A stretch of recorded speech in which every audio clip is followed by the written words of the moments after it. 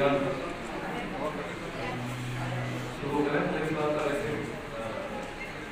जी sir. आज की हमारी प्रेस वार्ता हमारी परिवर्तन संकल्प यात्रा का एक भाग है। इट इज एक्टिविटी ऑफ परिवर्तन संकल्प यात्रा। आपकी जानकारी के लिए हम बताना चाहते हैं कि 4 स्थानों से हमारी परिवर्तन संकल्प यात्रा प्रारंभ हुई। 2 सितंबर, 3 सितंबर, 4 सितंबर, 5 सितंबर। जो आदिवासी अंचल का एक प्रमुख धार्मिक स्थान भी है, आदिवासी समाज का एक आस्था का केंद्र भी वहाँ से शुरू हुई और देश के गृह और सहकारिता मंत्री आदरणीय अमित जी ने, अमित भाई साहब उस यात्रा का शुभारंभ किया। तीसरी यात्रा रामदेवरा, जो पूरे पश्चिमी राजस्थान, गुजरात, पंजाब, हरियाणा एवं मध्य प्रदेश और पूरे राजस्थान के लोग ले उस बहुत पवित्र स्थान से जो सामाजिक समरसता के नाम से जाना जाता है, वहाँ से यात्रा प्रारंभ हुई और हमारे रक्षा मंत्री आदरणीय राजनाथ सिंह जी ने इस यात्रा को हरी झंडी दिखाई शुरू किया। चौथी यात्रा, इस यात्रा के हम अभी भाग बने हुए हैं और यात्रा लेकर के गोखा में आए हैं।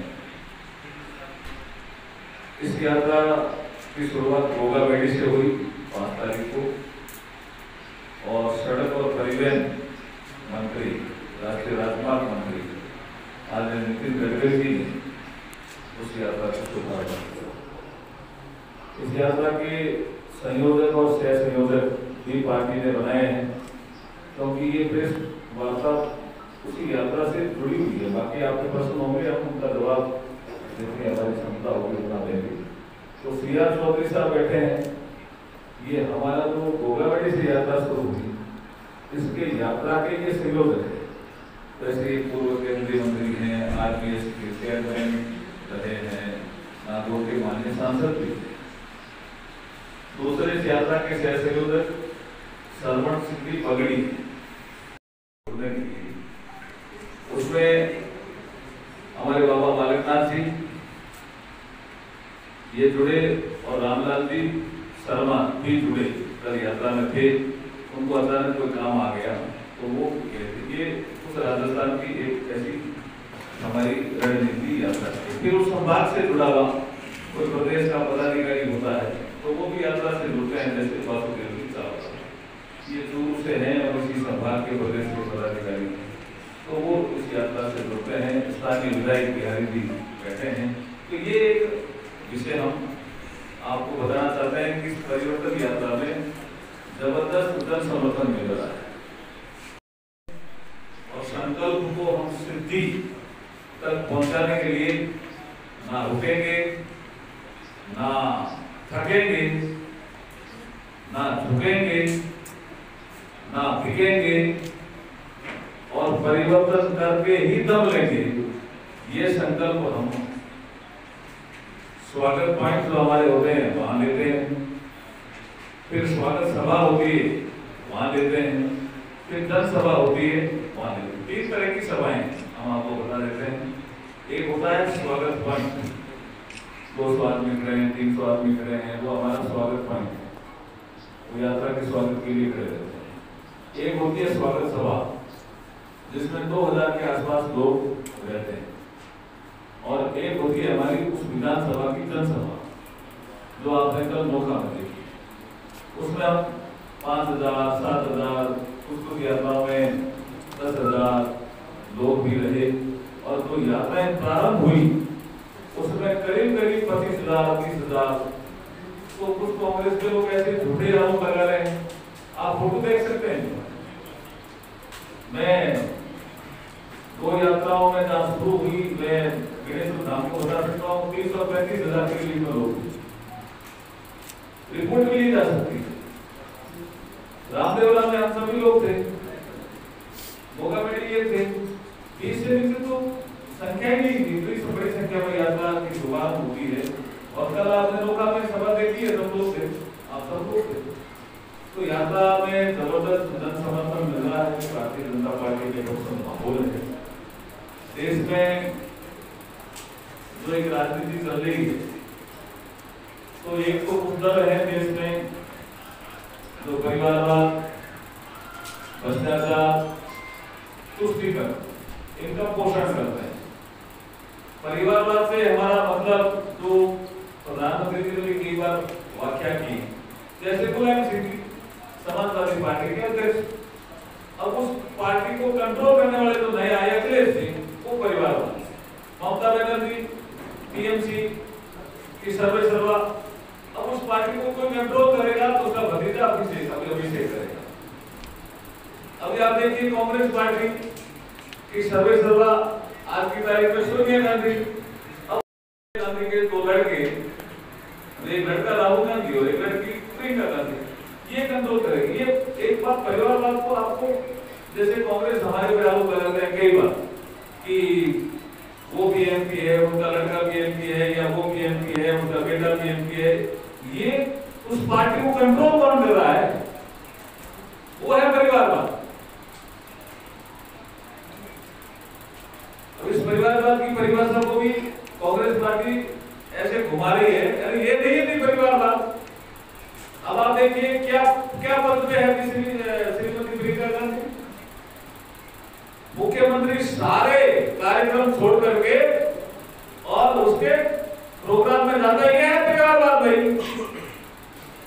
जैसे कोई महारानी आ रही है और एक इतनी बड़ी घटना हो जाती है भीलवाड़ा गंगापुर में, और क्योंकि प्रियंका गांधी राजस्थान में इसलिए घटना को दबा दिया जाता है, पुलिस के माध्यम से कहलाया जाता है कि ऐसी घटना नहीं हुई, और जैसे ही प्रियंका गांधी उड़ती है उसके बाद पुलिस के अंदर कार्रवाई करेगी। किसमें कार्रवाई करेंगे? पहले तो आपका घटना ही नहीं हुई।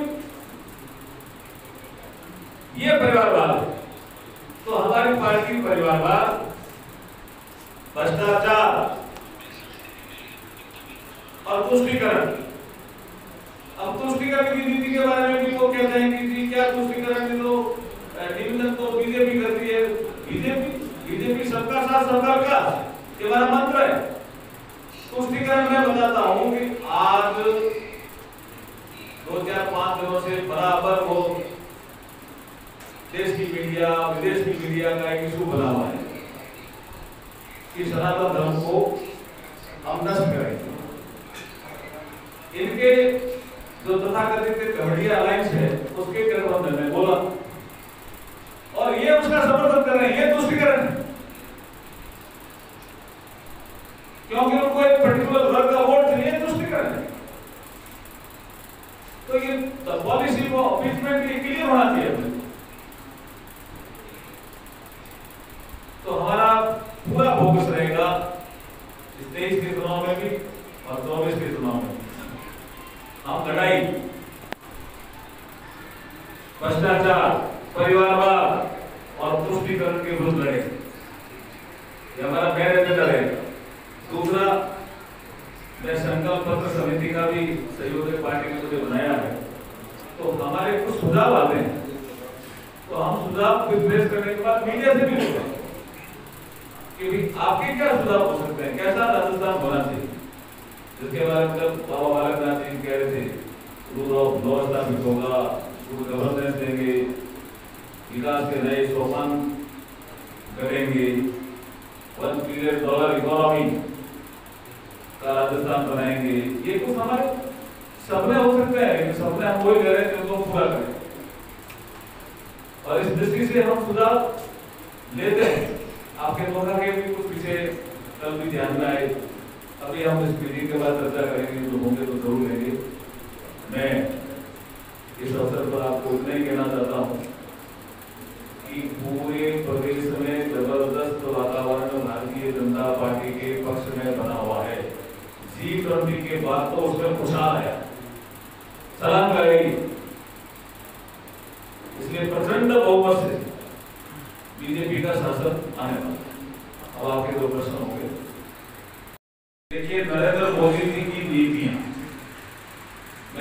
विश्वास करके भारतीय जनता पार्टी में आता है तो हम उसका स्वागत करते हैं।